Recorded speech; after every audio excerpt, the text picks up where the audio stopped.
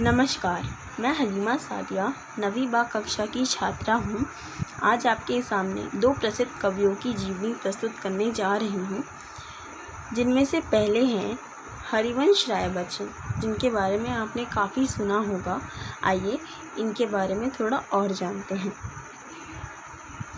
आपका परिचय। हरिवंश राय बच्चन का जन्म 27 नवंबर 1907 को इलाहाबाद के पास प्रतापगढ़ जिले के छोटे से गांव पट्टी में हुआ था। हरिवंश राय ने 1938 में इलाहाबाद विश्वविद्यालय से अंग्रेजी साहित्य में MA किया। वह 1952 तक इलाहाबाद विश्वविद्यालय में प्रवक्ता रहे।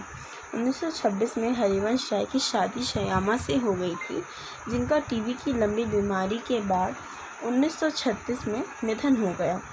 इस बीच वे नितांत अकेले पड़ गए। 1941 में बच्चन ने तेजी सूरी से शादी की। 1952 में पढ़ने के लिए इंग्लैंड चले गए, जहां कैम्ब्रिज विश्वविद्यालय में अंग्रेजी साहित्य काव्य पर शोध किया। 1955 में कैम्ब्रिज से वापस आने के बाद आपकी भारत सरकार के विदेश मंत्रालय में हिंदी विशेषज्ञ के रूप में नियुक्ति हो गई। आप राज्यसभा के मनोनीत सदस्य भी रहे और 1976 में आपको पद्म भूषण की उपाधि भी मिली। इससे पहले आपको दो चट्टानें कविता संग्रहण के लिए 1968 में साहित्य अकादमी का पुरस्कार भी मिला था। हरिवंश राय बच्चन का 18 जनवरी 2003 को मुंबई में निधन हो गया था। बच्चन व्यक्तिवादी गीत, कविता या हालावादी काव्य के अग्रणी कवि हैं।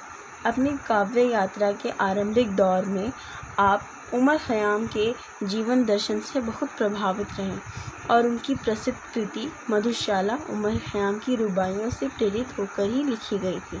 मधुशाला को मंच पर अत्यधिक प्रसिद्धि मिली और बच्चन काव्य प्रेमियों के लोकप्रिय कवि बन गए।